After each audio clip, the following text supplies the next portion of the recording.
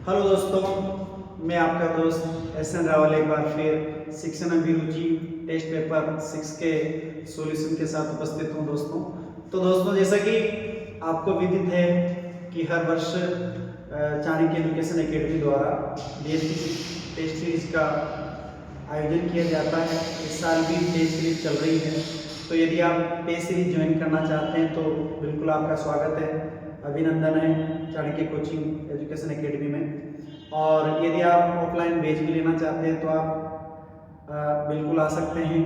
और बात अपन करें दोस्तों कि जैसा कि आप अपनी तैयारी को और भी अच्छी बेहतर बनाना चाहते हैं, अच्छी बनाना चाहते हैं, तो आप बिल्कुल चाणक्य एजुकेशन एकेडमी से जुड़ सकते हैं।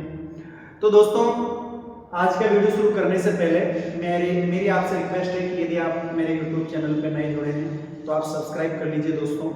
और बात करें, सब्सक्राइब कर लीजिए दोस्तों, बेल आइकन बटन को दबा दीजिए ताकि आगामी जो वीडियो है वो आपको उसका नोटिफिकेशन आपको मिलता रहे। लाइक कर दीजिए और ज़्यादा से ज़्यादा शेयर कीजिए दोस्तों।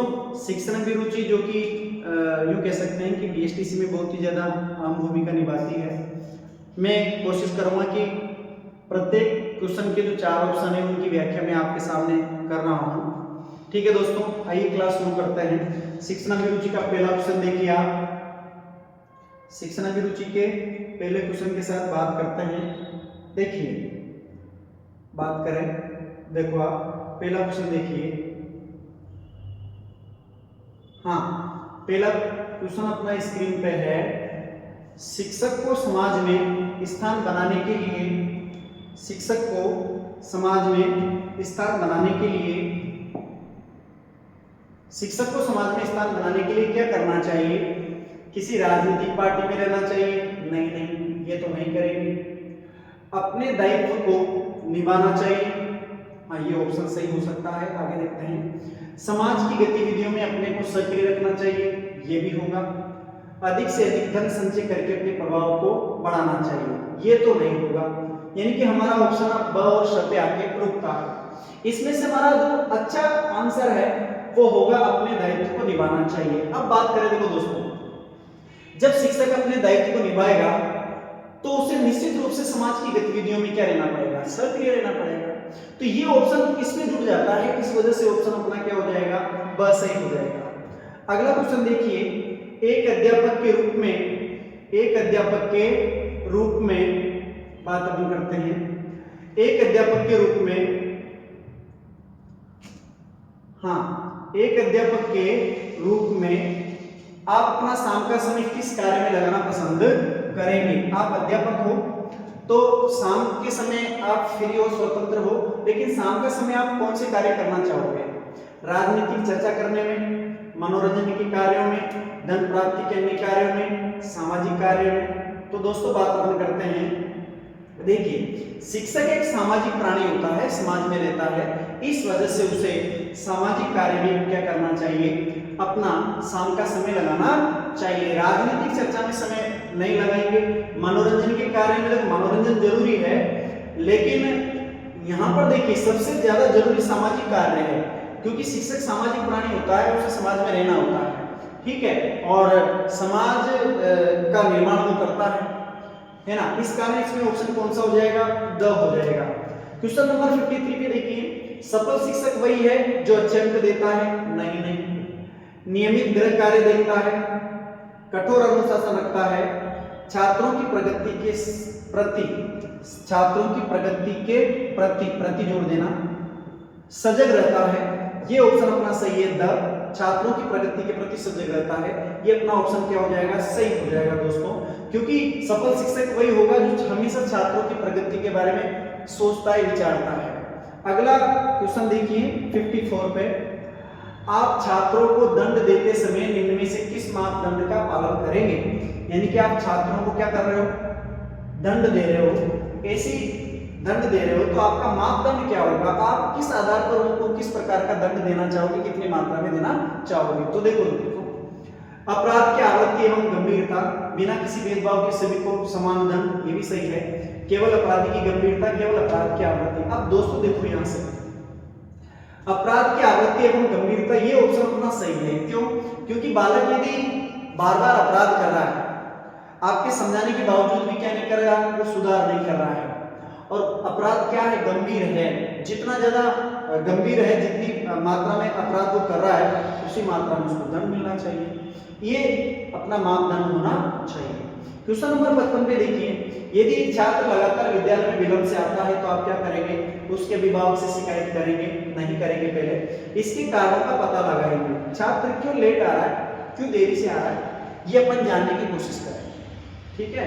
उसके बाद फिर अगर फिर भी पहली बात तो ये कि छात्र देरी से क्यों आ रहा है, इसके कारणों का पता लगाना पहली प्राथमिकता अपनी होगी। तो क्वेश्चन नंबर 55 का जो आंसर है वह हो जाएगा। क्वेश्चन नंबर 56 पे देखिए दोस्तों, शिक्षकों के रूप में आप कब अतिरिक्त उत्तरदायित्व लेना चाहेंगे। आप शिक्षक हो, आपको अतिरिक्त उत्तरदायित्व दिया जा रहा है, मतलब अतिरिक्त जो आपका समय है 5 घंटे आप स्कूल जा रहे हो, उसके बाद भी आपको कोई वर्क दिया जा रहा है प्रधानाचार्य के द्वारा, स्कूल मैनेजमेंट के द्वारा, तो आप उत्तरदायित्व को किस आधार पर लेना चाहेंगे, नए ज्ञान के लिए, प्रशंसा के लिए, सहयोग के लिए, या फिर पदोन्नति के लिए, किस आधार पर आप लेना चाहेंगे दोस्तों।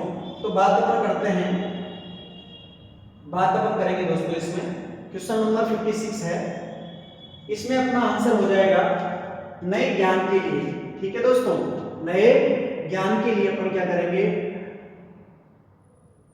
शिक्षक के रूप में आप कब अतिरिक्त उत्तरदायित्व लेना चाहेंगे, नए ज्ञान के लिए लेना चाहेंगे, ठीक है दोस्तों, ताकि आप क्या हो सके, अपडेट हो सके और बच्चों के साथ जो सीखा है आपने, जो ज्ञान प्राप्त किया है उसको साझा कर सके, यानी कि ये ऑप्शन अपना हो जाएगा। सजगता पैदा करने के लिए सर्वोत्तम साधन है, सजगता पैदा करने के लिए सर्वोत्तम साधन है परिवार, समाज, पुस्तक, संगी साथी। दोस्तों सबसे ज्यादा सर्वोत्तम की बात ये करता है तो पुस्तक आ जाएगी, ठीक है, सर्वोत्तम की बात करता है तो आंसर क्या होगा, पुस्तक होगा, ठीक है। परिवार, समाज, संगी साथी, हालांकि ये भी सही है, लेकिन सबसे ज्यादा सर्वोत्तम पूछ रहा है तो पुस्तक पर हमें जाना पड़ेगा, ठीक है। क्वेश्चन नंबर 58 पे देखिए, अध्यापक, यहाँ पर अध्यापक है, थोड़ा सा देख लीजिए आप, देखिए अध्यापक का सामान्य ज्ञान बढ़ाने में सहायक है। छात्र तो क्या बढ़ाएंगे, साथी अध्यापक, हाँ ठीक है, पत्र पत्रिकाएं, परिवारजन। तो दोस्तों देखो, सबसे ज्यादा ज्ञान, सामान्य ज्ञान बढ़ाने में क्या पत्र पत्रिकाएं क्या करेंगी, सहायक होंगी। क्वेश्चन नंबर 59 पे देखिए, शिक्षा का एक प्रमुख उद्देश्य है, शिक्षा का एक प्रमुख उद्देश्य है।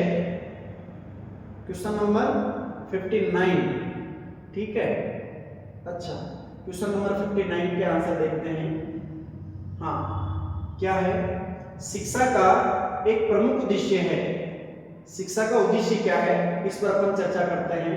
पहला ऑप्शन देखिए आप, देखो भाषा कौशल का विकास, ये भी सही है। सामाजिक नागरिकता का विकास, दंड देना, व्यक्तित्व विकास। अब सुनो दोस्तों, वैसे तो क्या है कि आपको लग रहा है कि दंड देना तो क्या है नहीं, इसको तो अपन टाल देते हैं, ठीक है, दंड देना तो शिक्षा का उद्देश्य हो ही नहीं सकता। भाषा कौशल का विकास शिक्षा के माध्यम से होता है, सामाजिक नागरिकता का विकास भी होता है, लेकिन सबसे ज्यादा जोर हम देते हैं किस पर, व्यक्तित्व विकास, ठीक है। तो दोस्तों व्यक्तित्व का विकास होगा तो अपने आप ये चीजें इसमें जुड़ जाती हैं, तो अपना आंसर क्या हो जाएगा, व्यक्तित्व विकास। सफल नेतृत्व होता है प्रजातांत्रिक, राजतांत्रिक, समूह आधारित, तानाशाही। आपको अच्छी तरह से पता है कि सफल नेतृत्व किसका होगा, प्रजातांत्रिक होगा। क्यों होगा, क्योंकि प्रजातांत्रिक नेतृत्व में क्या होता है कि जो नेता होता है वो समूह के अनुयायियों से बातचीत करता है। समूह यदि कोई निर्णय भी लेता है तो क्या करता है कि समूह के लोगों से, समूह के लोग अगर सहमत होते हैं तो ही वो निर्णय लेता है और विचार विमर्श करता है। तो सफल नेतृत्व कौन सा होता है, प्रजातांत्रिक होता है। क्वेश्चन नंबर 61 पे देखिए, अध्यापन व्यवसाय में शिक्षक ट्यूशन करते हैं क्योंकि छात्र उन्हें ऐसा करने के लिए बाध्य करते हैं, नहीं, उनकी धन लोलुपता बढ़ गई है, उनका वेतन कम है, स्वयं के ज्ञान में वृद्धि होने से वे अपने ज्ञान का प्रसार करना चाहते हैं। तो दोस्तों देखिए, धन लोलुपता नहीं, उनका वेतन कम है, इस वजह से वो क्या करते हैं बेचारे, ट्यूशन करते हैं। जब पर्याप्त मात्रा में वेतन नहीं मिलता तो ट्यूशन करके वो क्या करता है, फिर अपना जो पेमेंट है उसे बढ़ाता है, यानी कि अपनी आवश्यकताओं की पूर्ति करता है। तो इसमें स ऑप्शन सही हो जाएगा। क्वेश्चन नंबर 62 पे देखिए, शिक्षक द्वारा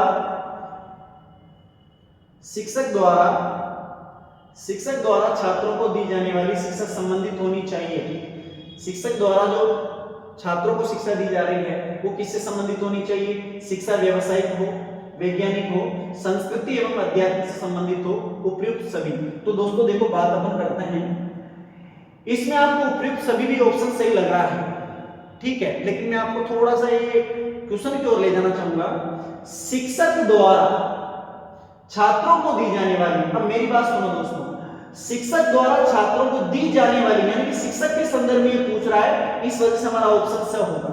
अगर शिक्षक के संदर्भ में नहीं पूछता, डायरेक्ट होता कि शिक्षा संबंधित होनी चाहिए, डायरेक्ट क्वेश्चन अगर ये होता कि शिक्षा संबंधित होनी चाहिए तो फिर द ऑप्शन सही हो जाता, लेकिन ये शिक्षक द्वारा पूछ रहा है, इस वजह से अपना ऑप्शन क्या होगा? स होगा, ठीक है। अब देखिए क्वेश्चन नंबर 63 पे देखिए, अध्यापक की जागरूकता पर निर्भर करता है अध्यापक का ज्ञान, अध्यापक की आर्थिक स्थिति, अध्यापक की ख्याति, अध्यापक की स्रोत पूर्णता, ठीक है।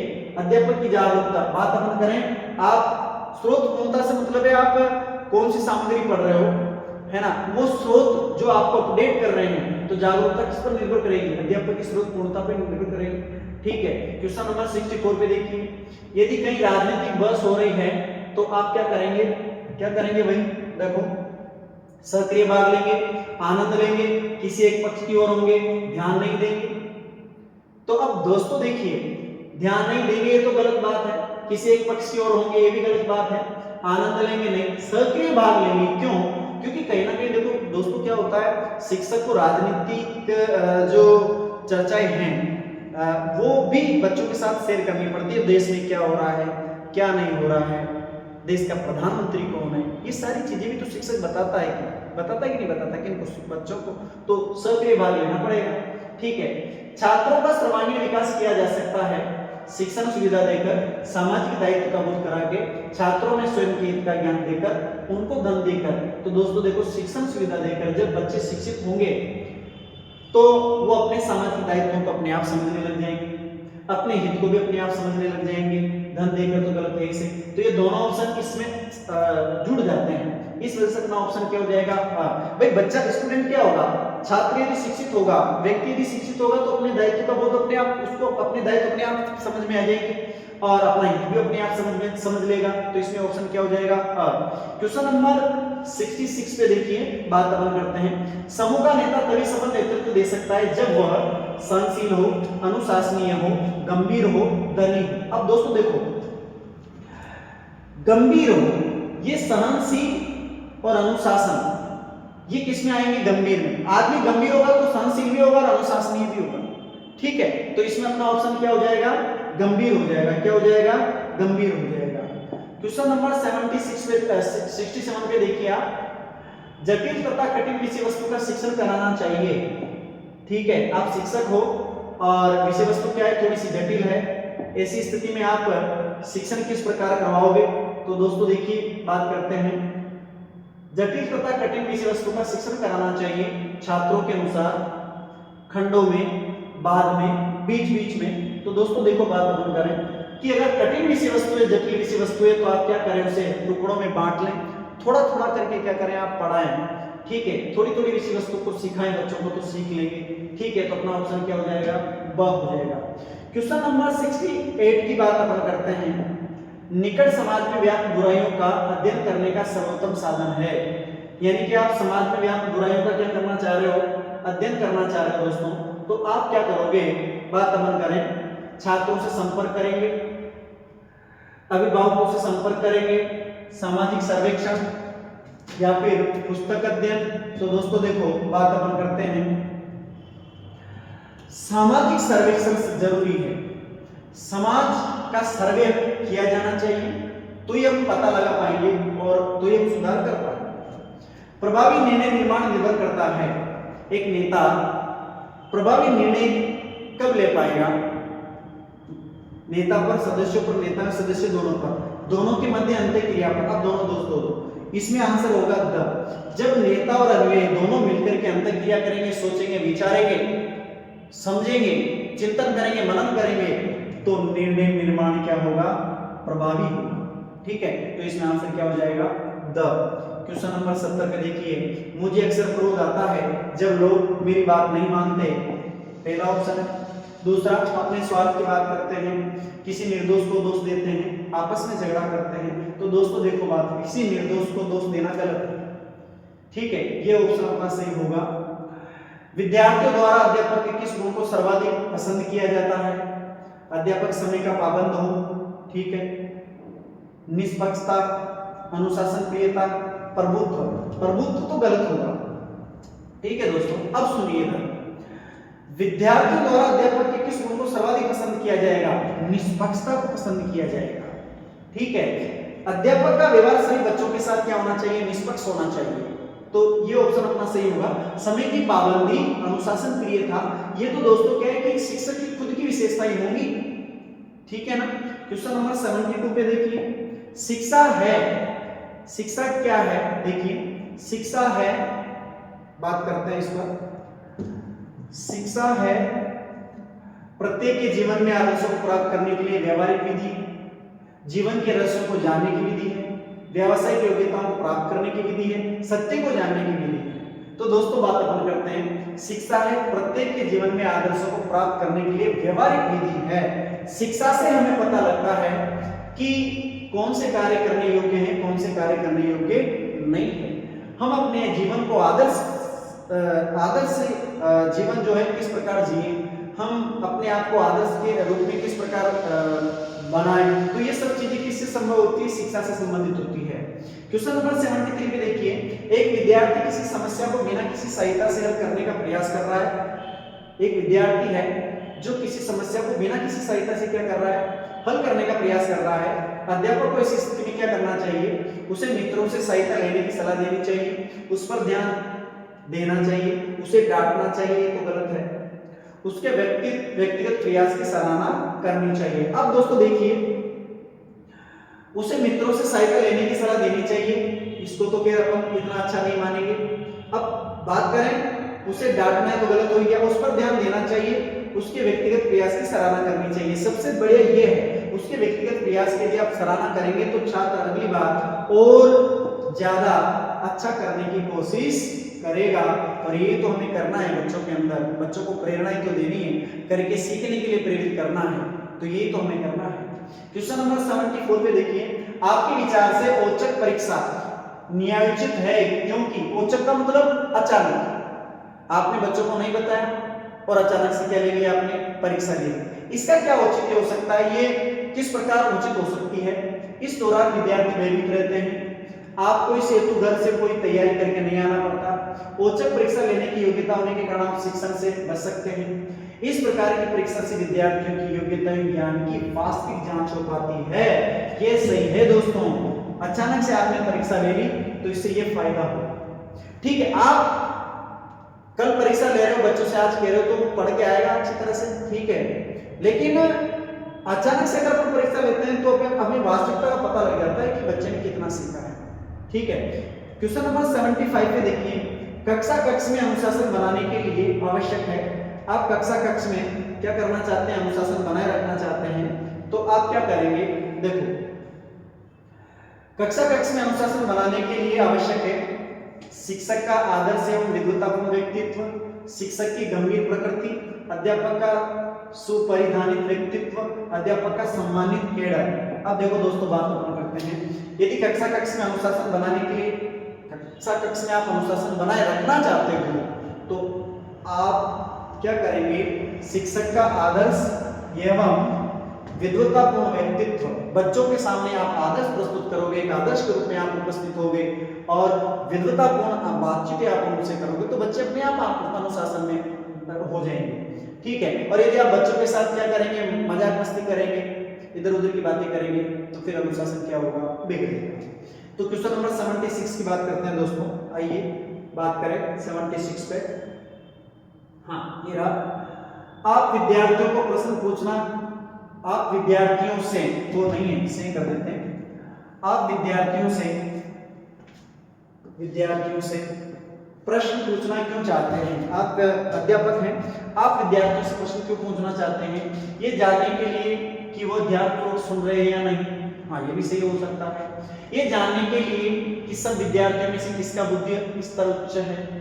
ये जानने के लिए कि जिस प्रकरण पर चर्चा हुई थी वो विद्यार्थियों को पूरा समझ, ये समय नहीं है समझ है, यहाँ पर समझ कर लेना भाई, हाँ, समझ में आया है या नहीं, विद्यार्थियों की सहायता के लिए। तो दोस्तों ये वाला ऑप्शन सबसे उचित है।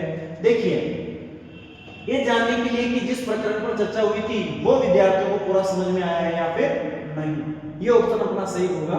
ठीक है, ये जानने के लिए वो ध्यानपूर्वक सुन रहे हैं या नहीं। तो बात करें कि अगर प्रकरण पर चर्चा हुई थी वो विद्यार्थियों को पूरा समझ में आ जाएगा, तो ये चीजें तो इसमें इन्वॉल्व हो जाती है, जुड़ जाती है। क्वेश्चन नंबर 77 पे देखिए, अध्यापक द्वारा विद्यार्थियों को दिया हुआ लिखित कार्य, नियत कार्य कब जांचना चाहिए? ठीक है, कब जांचना चाहिए? जब उसे समय मिले? नहीं। लिखित कार्य, नियत कार्य पूर्ण करने के तुरंत बाद, रविवार को सप्ताह का अंतिम दिन, साथ में आ रहे सप्ताह के दौरान नहीं। लिखित कार्य, नियत कार्य पूर्ण करने के तुरंत बाद ही उसे क्या करना चाहिए? जांचना चाहिए। क्वेश्चन नंबर 78 पे देखिए, अध्यापक को कक्ष में किस प्रकार के प्रश्न पूछने चाहिए? ऐसे प्रश्न जिनके उत्तर विद्यार्थी आसानी से दे सके? नहीं, ऐसे भी नहीं पूछने चाहिए, कुछ कठिन पूछने चाहिए। ऐसे प्रश्न जिनके उत्तर विद्यार्थी आसानी से नहीं दे सके? नहीं। ऐसे प्रश्न जिनके उत्तरों से अध्यापक को ये निर्णय लेने की सुविधा मिल सके कि विद्यार्थी को पाठ पूरा समझ में आया है या नहीं। ऐसे प्रश्न जिनसे ये संकेत मिल सके कि विद्यार्थी अध्यापक के शिक्षण से प्रभावित हुए हैं या नहीं। तो क्वेश्चन नंबर 78 की अपन बात करें दोस्तों, क्वेश्चन नंबर 78 की यदि अपन बात करते हैं तो बात करते हैं कि आंसर अपना जो होगा वो हो जाएगा सर। ऐसे प्रश्न जिनके उत्तरों से अध्यापक को निर्णय लेने की सुविधा मिल सके कि विद्यार्थी को पाठ पूरा समझ में आया है या नहीं। यही तो जानना चाह रहे हैं अपन प्रश्न पूछ कर। प्रश्न क्यों पूछ रहे हैं? कुछ समय बर्बाद करने के लिए तो प्रश्न पूछते ही नहीं। प्रश्न इसी वजह से पूछते हैं कि जो मैंने पढ़ाया, जो पाठ मैंने पढ़ाया है वो बच्चे को पूरा समझ में आया है या नहीं। अगर वो उत्तर देता है इसका मतलब समझ में आ गया, और उत्तर नहीं देता तो समझ में नहीं आया। क्वेश्चन नंबर 79 की बात करते हैं दोस्तों, विद्यार्थियों की उपलब्धि के मूल्यांकन का सबसे अच्छा तरीका है। देखो, विद्यार्थियों की उपलब्धि के मूल्यांकन का सबसे अच्छा तरीका है वार्षिक परीक्षा, अर्धवार्षिक परीक्षा, त्रैमासिक परीक्षा, मासिक परीक्षा। तो दोस्तों बात अगर करें मासिक परीक्षा इसमें सही हो जाएगी, क्योंकि देखो मासिक परीक्षा में क्या होता है, महीने भर जो पढ़ा लिखाया उसकी परीक्षा आप ले रहे हो, तो बच्चे को क्या होता है कि ज्यादा पढ़ना नहीं पड़ता, बच्चे के ज्यादा वो सिलेबस का बोझ नहीं होता, तो ये सही रहता है। विद्यार्थियों को गृह कार्य दिया जाना चाहिए उनकी रुचि के अनुसार, उनकी आयु को ध्यान में रखते हुए, उनके बुद्धि स्तर को ध्यान में रखते हुए, उनकी अंतिम परीक्षा की आवश्यकता को ध्यान में रखते हुए, उनके बुद्धि स्तर के अनुसार दिया जाना चाहिए। जिस लेवल IQ है उस लेवल का गृह कार्य उन्हें दिया जाना चाहिए, ताकि वो उस हिसाब से क्या कर सकें, पूरा कर सकें। क्वेश्चन नंबर 81 की बात करें, हमारे समाज में भ्रष्टाचार व्यापक रूप से फैला हुआ है। आप इस संदर्भ में क्या विचार, आपका इस संदर्भ में क्या विचार है? हमारे समाज में क्या फैला हुआ है? भ्रष्टाचार। तो आप इस संबंध में क्या विचार रखते हो? मैं इसे दूर करने हेतु शिक्षा में बदलाव लाना चाहूंगा? नहीं। मैं ऐसे लोगों को घृणा से देखूंगा? ये भी नहीं करेंगे। मैं इसके कारणों को जानने की कोशिश करूंगा, इसके ध्यान देने की जरूरत नहीं है दोस्तों। कारणों को जानने की कोशिश करें कि भ्रष्टाचार व्यापक रूप से फैल क्यों रहा है, ये हम जानेंगे, फिर उसमें सुधार करने की कोशिश करें। चलो आगे बढ़ते हैं। क्वेश्चन नंबर 82 पे देखिए, अखबार के संप्रेषण में प्रतिपुष्टि क्या होती है? फीडबैक जिसको बोलते हैं, अंग्रेजी में प्रतिपुष्टि को क्या बोलेंगे? फीडबैक। तो अखबार के संप्रेषण में प्रतिपुष्टि क्या होगी? लेख होगा, संपादकीय होगा, संपादक पत्र होगा, समाचार होगा। तो दोस्तों अपन बात करें, आपको अच्छी तरह से पता है कि एक प्रेषक होता है। कौन? प्रेषक, जो क्या करता है, संदेश भेजता है किस ना किसी माध्यम से। किसको भेजता है?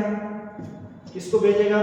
प्रेषिकी को भेजेगा, या ग्राही कह सकते हो आप, प्रेषिकी या ग्राही लिख देता हूं मैं, ग्रहण करने वाला और अच्छा रहेगा। किसको भेज रहा है? वो ग्राही को भेज रहा है, ग्रहण करने वाला। ठीक है, अब ग्राही ने संदेश प्राप्त कर लिया है। ठीक है दोस्तों, अब प्राप्त कर लिया है तो ये क्या करेगा? प्रेषक को वापस जवाब देगा, बताएगा। ठीक है, भाई तभी तो पता लगेगा कि मैंने जो संदेश भेजा है वो अच्छी तरह समझ में आया है फिर नहीं आया। ठीक है, अब यहाँ पर देखो अखबार के संप्रेषण में यानी कि अपन बात करते हैं, यहाँ प्रेषक कौन हो गया, यहाँ पर संपादक प्रेषक होगा। इस क्वेश्चन में प्रेषक कौन होगा, संपादक होगा। ठीक है, अब संपादक तो प्रेषक है, अखबार को पढ़ते कौन है, जनता पढ़ती है, तो जनता फिर क्या करेगी, संपादक को पत्र लिखेगी, संपादक को क्या करेगी, पत्र लिखेगी, तब जाकर के संपादक को क्या मिलेगी, प्रतिपुष्टि मिलेगी कि मैं जो लिख रहा हूं, मेरा जो अखबार है, मेरे अखबार में जो विचार क्या नाम प्रकाशित हो रहे हैं उनसे लोग प्रभावित हैं या नहीं है, तो संपादक को पत्र लिखेगा, ये प्रतिपुष्टि होगी। अच्छा, क्वेश्चन नंबर 83 पे देखिए, प्रभावी संप्रेषण के लिए आप सर्वप्रथम कौन सा चरण अपनाना चाहेंगे? आप प्रभावी संप्रेषण के लिए क्या करना चाहेंगे, सीधी सी बात। ठीक है, प्रभावी संप्रेषण के लिए आप सर्वप्रथम कौन सा चरण अपनाना चाहेंगे? संप्रेषण का माध्यम चयन करना, हाँ ये भी जरूरी है। मूल्यांकन प्रक्रिया का निर्धारण करना, नहीं ये तो नहीं होगा। ठीक है, पहला ऑप्शन कुछ सही हो सकता है, पर पूरे ऑप्शन को हम देख लेते हैं, पहले देखिए, आगे बात करते हैं। ये देखिए अगला ऑप्शन है इसका स ऑप्शन, देखिए आप, संप्रेषण के उद्देश्यों को स्पष्ट रूप से तय करना, संप्रेषण हेतु संचार माध्यमों की पहचान करना। तो दोस्तों देखो, सबसे पहले संप्रेषण करने से पहले, सीधी सीधी बात है, यानी कि संप्रेषण करने से पहले, से पढ़ाने से पहले, या आप विषय वस्तु पढ़ा रहे हो, सिखा रहे हो बच्चों को, तो क्या होना चाहिए, अपने उद्देश्य स्पष्ट होनी चाहिए। ठीक है, शिक्षक को पहले उद्देश्य क्या कर लेना चाहिए, स्पष्ट कर लेना चाहिए, निश्चित कर लेना चाहिए, तो आपका संप्रेषण अच्छा होगा। अपना ऑप्शन हो जाएगा स। क्वेश्चन नंबर 84 पे देखिए, प्रभावी संप्रेषण संभव होता है जब स्रोत आकर्षक एवं प्राधिकारिपूर्ण हो, संदेश का प्रारूप ग्राहक को सम्मिलित करता हो, आधुनिक संप्रेषण तकनीकी को प्रयोग किया गया हो, जब ग्रहण करने वाला निष्क्रिय हो। तो दोस्तों देखो सीधी बात है, संदेश प्रभावी संप्रेषण कब होगा, जब संदेश का प्रारूप ग्राहक को सम्मिलित करता हो। अरे भाई सीधी सी बात है कि प्रभावी संप्रेषण संभव होगा कब होगा, जब हम संदेश का प्रारूप ग्राहक को सम्मिलित करता हो। ग्राहक का मतलब होता है ग्रहण करने वाला। ग्रहण करने वाला, मान लीजिए आप संप्रेषण कर रहे हो, अब ग्रहण करने वाले का लेवल जो है, उस लेवल से आपको संप्रेषण करवाना है, तो संप्रेषण प्रभावी होगा। और यदि आप ऐसा नहीं कर पाते हो तो संप्रेषण फिर प्रभावी नहीं होगा। आप जिस लेवल की बातचीत कर रहे हो, जिस लेवल की लैंग्वेज का प्रयोग आप कर रहे हो, उसको समझ में नहीं आ रहा, तो आपको जोड़ना पड़ेगा। इसमें क्या लिखा हुआ है, ग्राहक को सम्मिलित करना पड़ेगा, किसमें, संप्रेषण में, तो फिर क्या कर सकते हैं आप, प्रभावी हो जाएगा। क्वेश्चन नंबर 85 को देखिए, क्वेश्चन नंबर 85, हाँ देखिए बात करते हैं, क्वेश्चन नंबर 85 पे देखिए,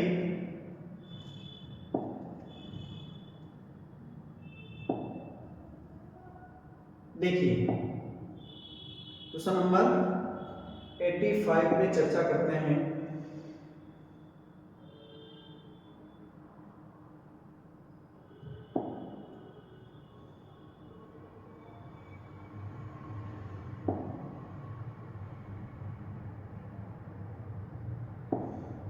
देखिए क्वेश्चन नंबर 85, यदि कोई विद्यार्थी अपनी कक्षा के सभी विषयों में कमजोर है तो आप क्या करेंगे?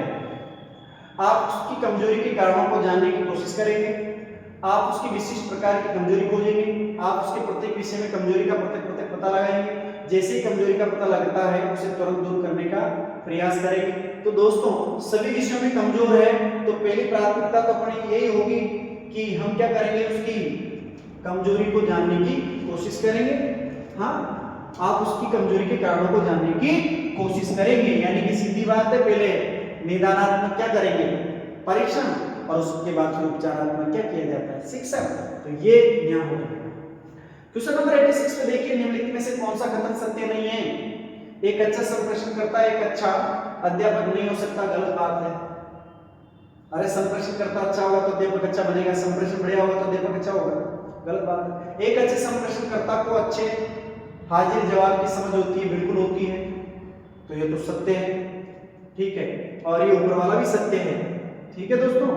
एक बार में ये दोनों ही क्या है, सत्य हैं। आगे देखिए, एक अच्छे संप्रेषणकर्ता के पास व्यापक अध्ययन वृत्ति होती है, बिल्कुल ज्यादा से ज्यादा पढ़ेगा तो ही ज्यादा से ज्यादा विचार प्रकट कर पाएगा।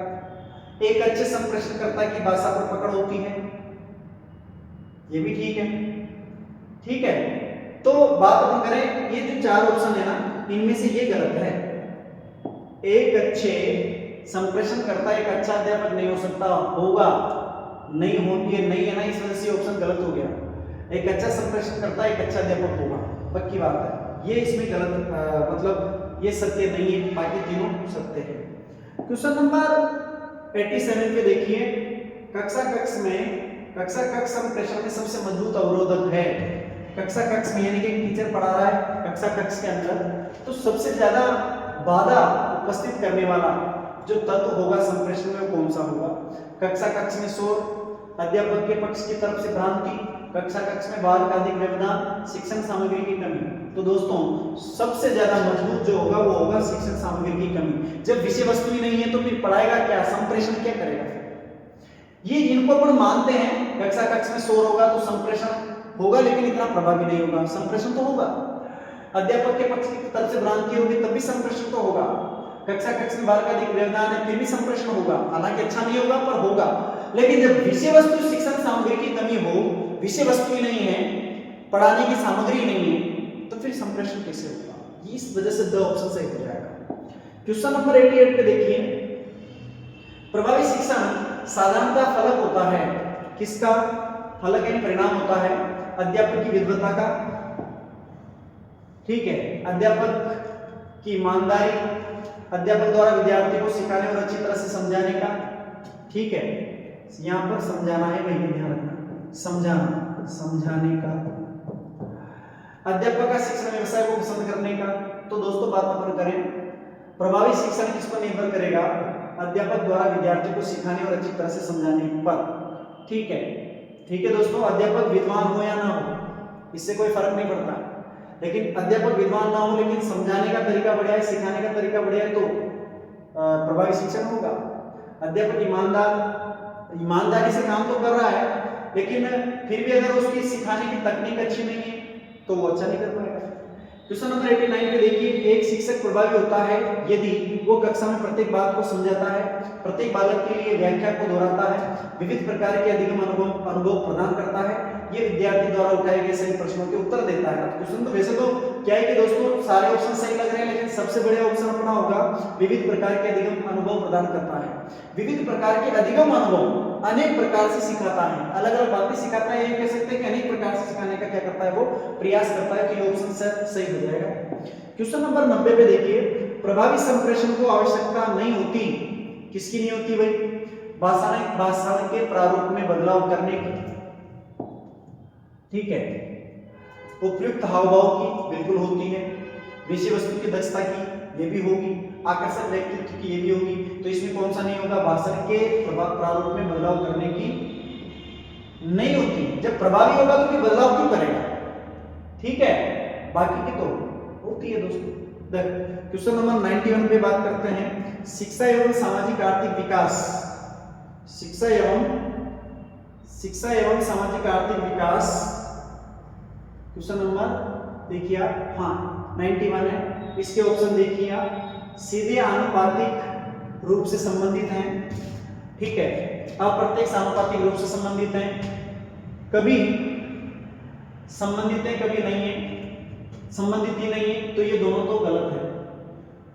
पहला और दूसरा ऑप्शन देखिए, सीधे आनुपातिक रूप से संबंधित है। देखो दोस्तों, जो मानव जो व्यक्ति शिक्षित होता है उसका सामाजिक विकास भी बढ़िया होगा और आर्थिक विकास भी बढ़िया होगा, इस वजह से सीधे आनुपातिक रूप से क्या होते हैं? संबंधित होते हैं। आप अध्यापन कार्य करना पसंद करते हैं क्योंकि विद्यार्थी अध्यापक की उपस्थिति में शरारत नहीं करते? नहीं। आपके अभिभावक आदर्श व्यवसाय होने के नाते इसे अपनाने को कहते हैं? हाँ ठीक है। आपको शिक्षण में रुचि है, इस व्यवसाय में व्यक्ति को निरंतर अध्ययनरत रहना होता है, ठीक है, लेकिन सबसे बढ़िया आपको शिक्षण में क्या है? रुचि है, इसी वजह से आपने क्या करा? शिक्षण व्यवसाय को चुना, क्योंकि जब तक जिस कार्य में आपकी रुचि नहीं होगी आप उसमें सफलता प्राप्त नहीं कर पाओगे, तो इसमें सब ऑप्शन सही होगा।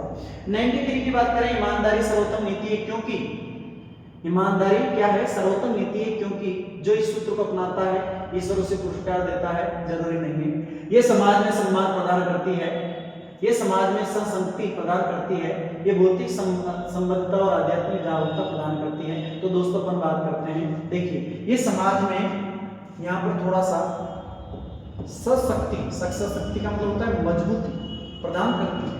इस वजह से अपना ऑप्शन क्या हो जाएगा, ये वाला हो जाएगा। ईमानदारी सर्वोत्तम नीति है। ईमानदारी, अगर समाज ईमानदार होगा तो समाज मजबूत बनेगा। क्वेश्चन नंबर 94 पे देखिए, सद्भावपूर्ण सामाजिक संबंधों को बनाए रखने एवं बढ़ाने हेतु अध्यापक को जोर देना चाहिए। सद्भावपूर्ण सामाजिक संबंधों को बनाए रखने एवं बढ़ाने हेतु अध्यापक को जोर देना चाहिए। यानी कि समाज के जो रिश्ते नाते हैं उन्हें आप क्या करना चाहते हो, मजबूत बनाना चाहते हो, बढ़ाना चाहते हो, तो आप क्या करोगे?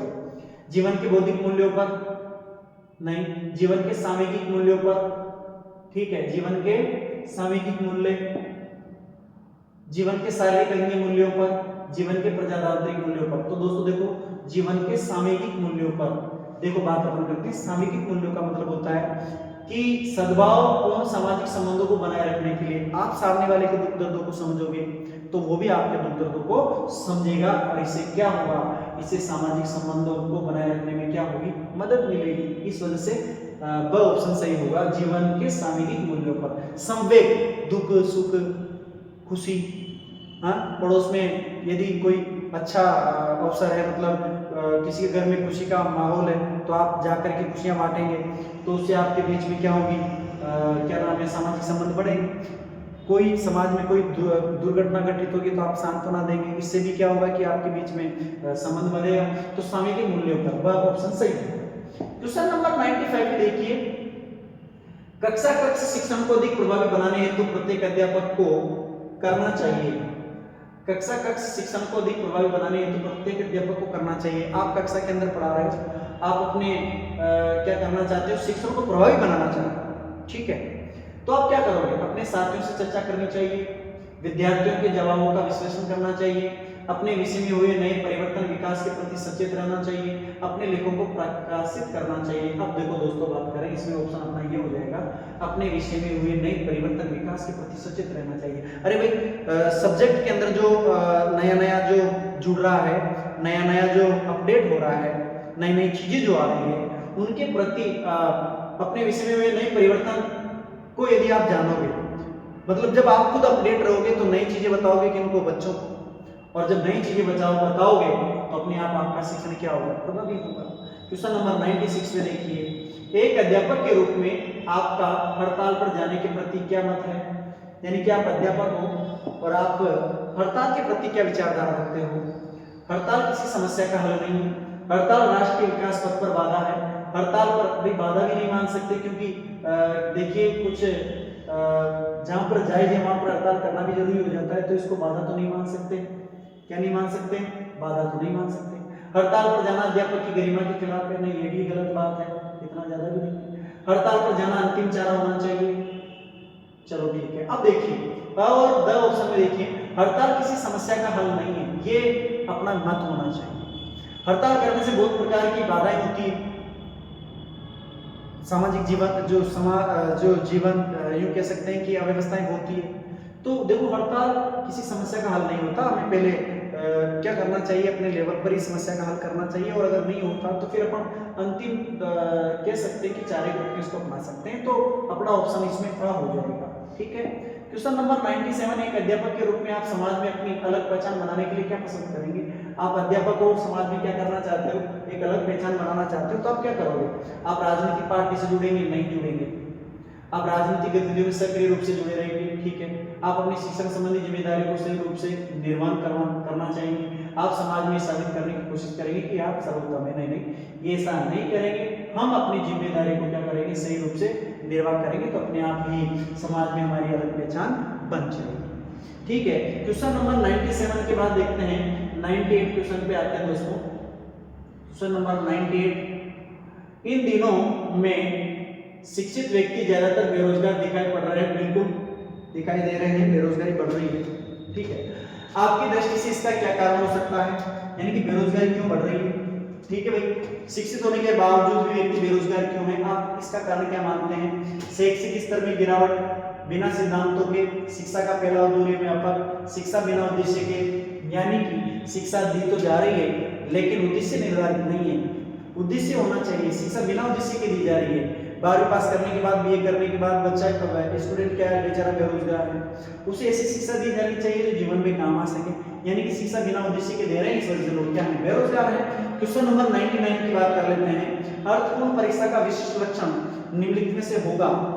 उस परीक्षा में सभी विद्यार्थियों को अच्छे अंक प्राप्त हो, नहीं, विद्यार्थी जितनी आशा करते हैं उससे भी अधिक अंक उनको मिले, ये भी गलत हो गया, ये भी गलत हो गया। परीक्षा ऐसी हो जो सक्षम और असक्षम विद्यार्थियों को भेद कर सके। विद्यार्थी इस प्रकार की परीक्षा से डरे नहीं। ये सब ऑप्शन थे। भाई परीक्षा लीक हो जाती है ताकि पता लगे कि कितने बच्चे क्या नाम है ग्रहण करने में सक्षम है और कितने नहीं है ना। ये तो पता लगाना होता है अपने को। आपकी क्लास में 100 बच्चे हैं तो 100 बच्चे कोई इंटेलिजेंट थोड़ी होंगे, है ना। कुछ बच्चे बेचारे देर से सीखने वाले भी होंगे। ये पता करने के लिए अपन क्या करते हैं, परीक्षा लेते हैं। क्वेश्चन नंबर 100 पे देखिए, और आज का अंतिम क्वेश्चन ये अपना होने वाला है दोस्तों। आपके दृष्टिकोण से समाज के प्रति उपयुक्त अभिवृद्धि होगी, ठीक है, यानी कि आपके दृष्टिकोण से समाज के प्रति उपयुक्त अभिवृद्धि होगी। अभिवृद्धि मतलब सोच होगी, आपकी समाज के प्रति क्या सोच है। लोगों के साथ कोई विशेष संबंध की आवश्यकता नहीं है, गलत बात है। सामाजिक प्राणी का संबंध रखना पड़ेगा। कुछ लोगों से ही संबंध होने चाहिए, नहीं, कुछ लोगों से क्यों होनी चाहिए, सभी से होना चाहिए। क्योंकि किसी से भी यूं कह सकते हैं कि आवश्यकता हो सकती है। सामान्यतः सबके साथ संबंध होनी चाहिए, विश्वसनीय लोगों से संबंध होनी चाहिए, नहीं, सामान्यतः सभी लोगों के साथ क्या होनी चाहिए, आपके संबंध होने चाहिए। क्योंकि मानव सामाजिक प्राणी है, अध्यापक सामाजिक प्राणी है, प्रत्येक व्यक्ति से उसका संबंध होना चाहिए। तो दोस्तों आशा करता हूँ आपको आज की क्लास बढ़िया लगी होगी, अच्छी लगी होगी। और मैंने पूरे 50 क्वेश्चन शिक्षण अभिरुचि के आपके सामने हल करवाए हैं और प्रत्येक ऑप्शन पे हमने चर्चा की है। आशा करता हूँ कि आपको अच्छा समझ में आ गया होगा।